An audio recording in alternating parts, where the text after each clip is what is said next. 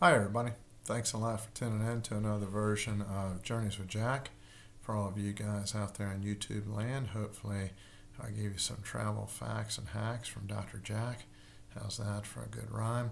Anyway, today I want to speak about Bruges and Ghent, two lovely cities in Belgium. Lots of interesting medieval finds there.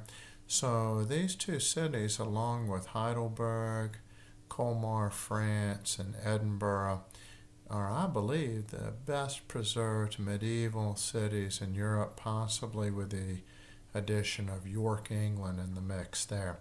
So to get to them, you can come in by air through Brussels and take a pretty quick train ride to either Bruges or Ghent. Otherwise, that would be from the main airport in Brussels. Otherwise, you can come into Charleroi Airport, which is served by a lot of the bargain airlines in Europe, such as Ryanair and EasyJet.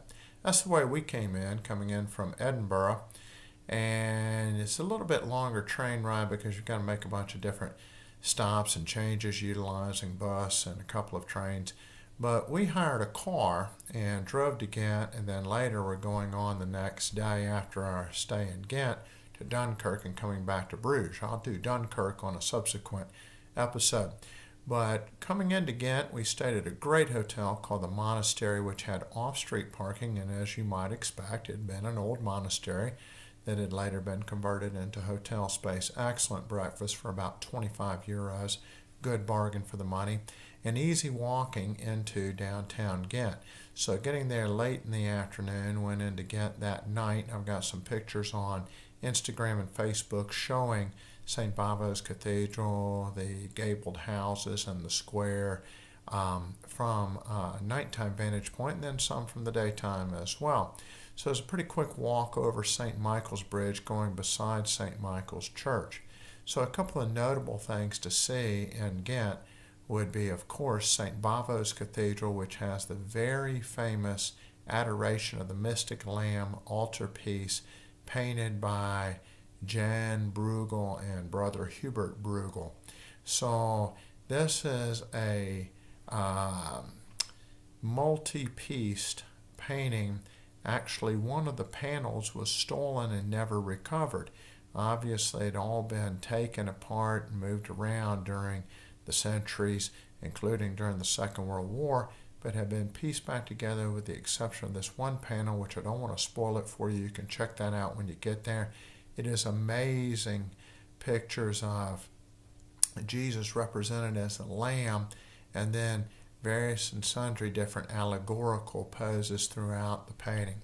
It's really something to behold. St. Bavo's Cathedral also was where the Holy Roman Emperor Charles V was baptized.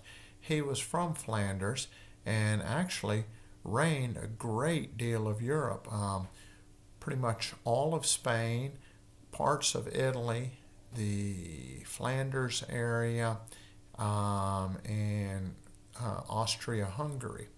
So after St. Bavo's Cathedral, which also contains a relic from St. Marthalicus, who was a ministrant to the victims of the plague. That's an interesting relic to see as well. After going there, we checked out St. Nicholas Cathedral, beautiful tall spires, and has a display for Father Damien, the priest who ministered to the lepers in Hawaii. Interesting association of the United States with Ghent. Here's another association. The treaty that ended the War of 1812 was signed in Ghent, Belgium. So there you go.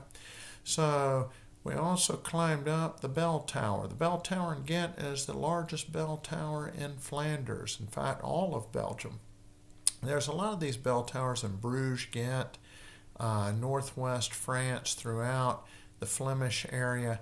They were used for defense and to make announcements during the Middle Ages, and also to play concerts on their bells, which different sized bells could be arranged with something called a carillon, also known as a glockenspiel, which would turn and tap bells at different times, and it could be programmed to play different tunes.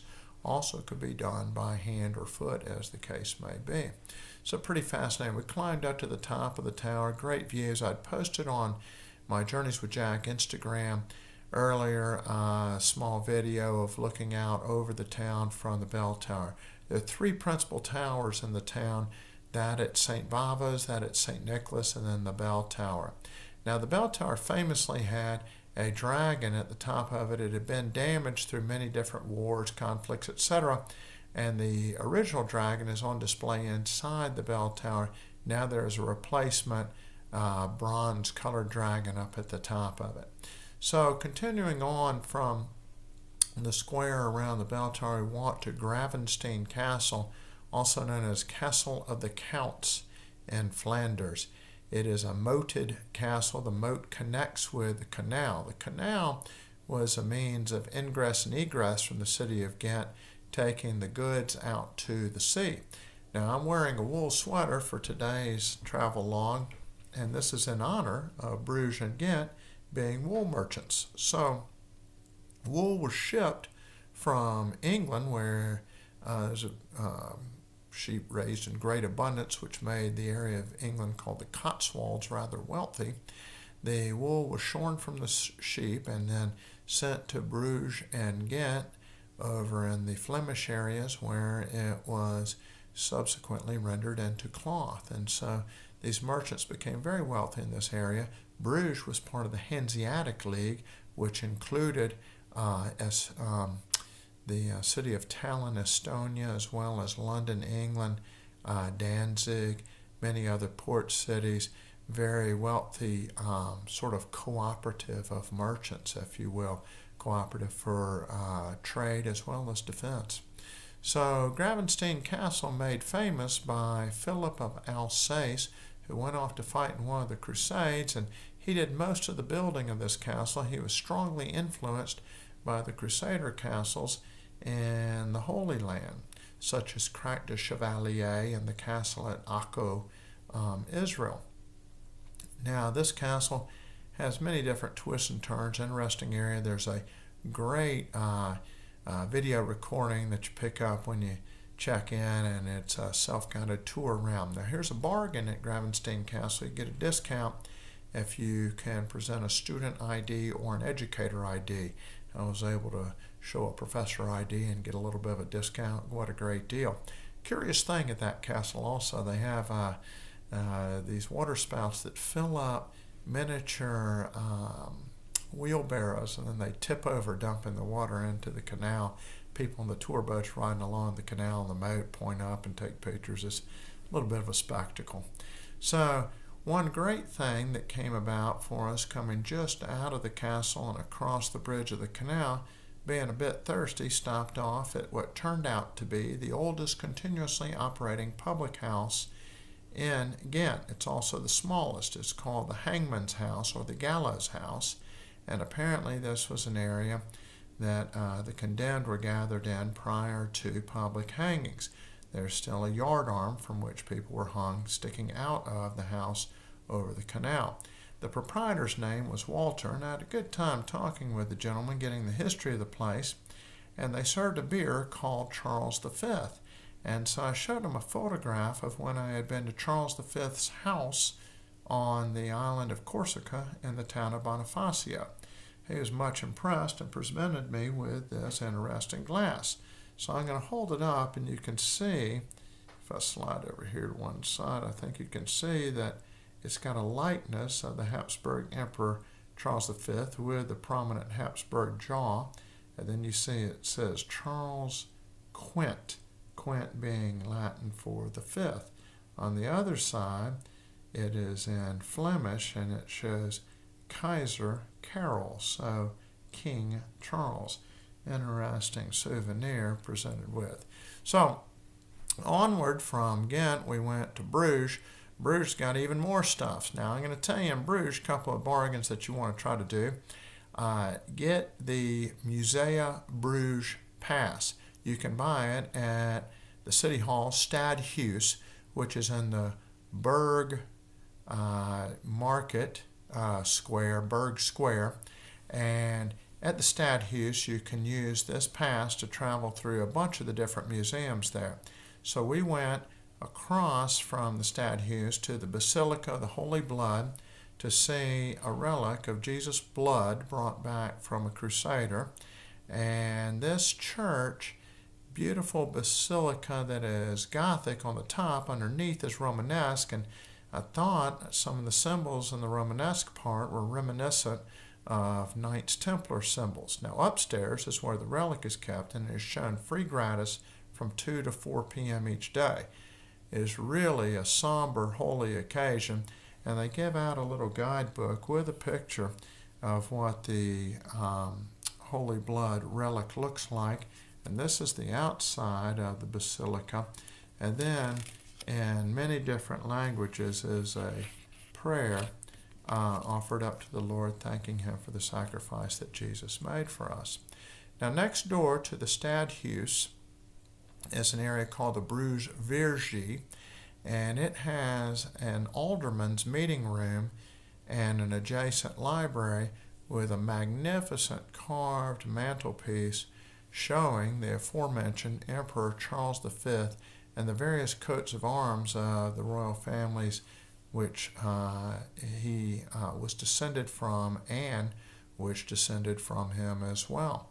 So he later abdicated his throne, and there was a split into the Spanish Habsburgs and into the Austrian Habsburgs. At one time, this Holy Roman Emperor Charles V, after having taken the rule of Spain subsequent to Ferdinand and Isabella, ruled part of our hemisphere, the Western Hemisphere, and the Americas based on the discoveries of Columbus. So he was actually the first emperor about whom people said the sun never set upon his empire.